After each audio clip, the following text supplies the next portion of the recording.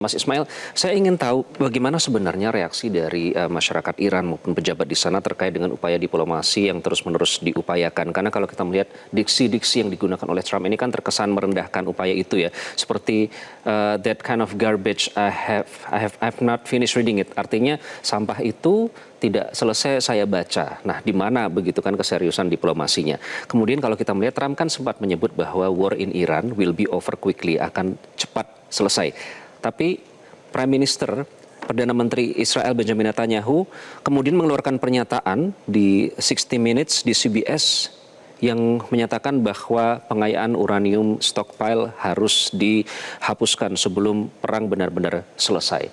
Nah, bagaimana Anda melihat keterkaitan antara pernyataan Netanyahu yang seperti kita tahu sekutu Amerika Serikat dan juga ketidakseriusan Trump dalam melakukan upaya diplomasi ini, Mas Ismail?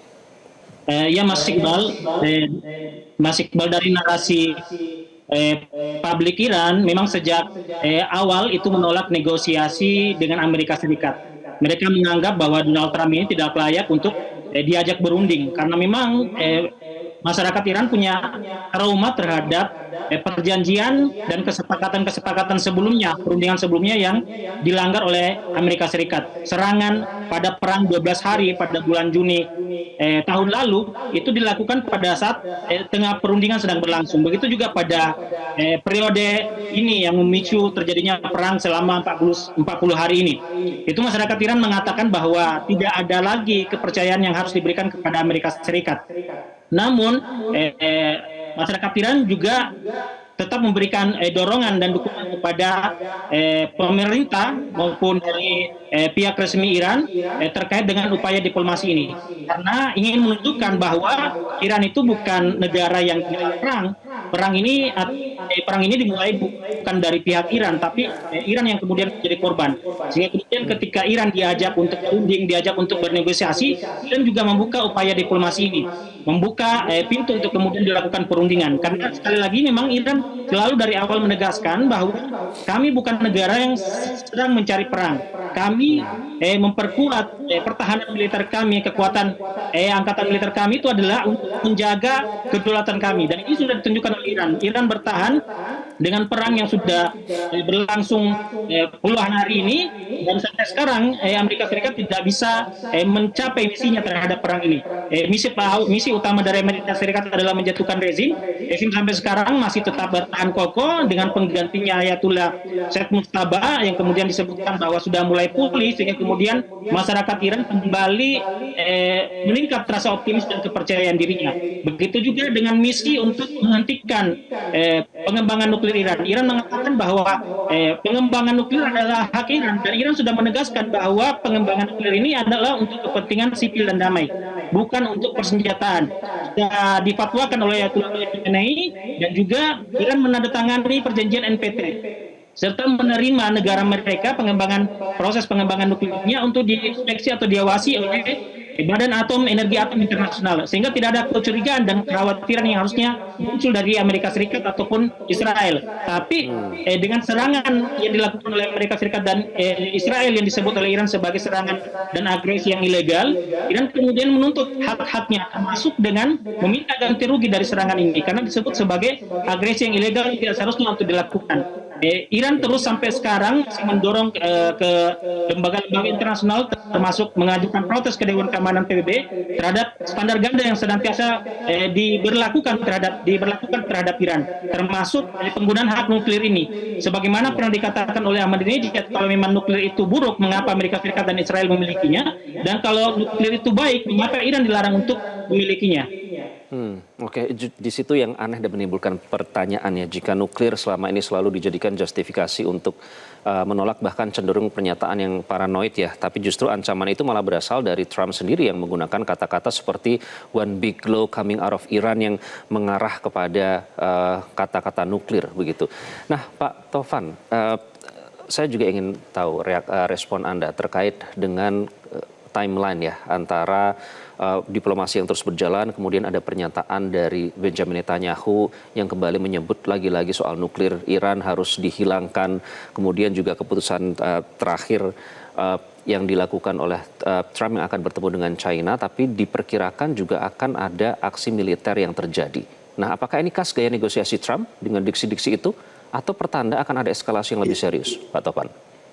Ya, kalau kita mengikuti sejak awal terjadinya eskalasi antara Iran dengan Amerika dan Israel, bagaimana Trump ini statementnya selalu berubah-ubah. Dari situ kita bisa melihat bahwa sebetulnya Amerika Serikat di bawah Presiden Donald Trump ini sudah sangat kebingungan.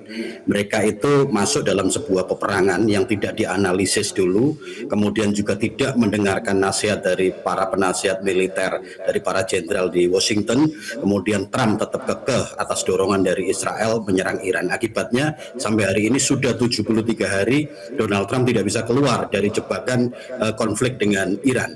Nah, ketika Iran sudah melakukan berbagai upaya untuk berdamai, ya, artinya mengajukan 14 poin dalam proposal perdamaian di tengah gencatan senjata yang sudah berjalan hampir 1 bulan lebih 1 pekan, itu sebetulnya poin-poin yang diajukan oleh Iran sangat realistis dan itu wajar sebagai sebuah negara yang seharusnya mereka mendapat jaminan keamanan, jaminan kedaulatan atas wilayah negara Iran itu, karena apa yang terjadi saat ini sesungguhnya diawali dari serangan Amerika dan Israel ke Teheran pada tanggal 28 Februari 2026. Nah, dalam poin-poin proposal yang diajukan oleh Iran, kita tahu bahwa Iran ini sejak tahun berdirinya Republik Islam Iran tahun 1979 itu mendapatkan sanksi ekonomi dan blokade ekonomi dari Amerika dan juga negara-negara sekutunya. Tentu saja Iran ingin menjadi sebuah negara yang sejajar dengan negara-negara lain.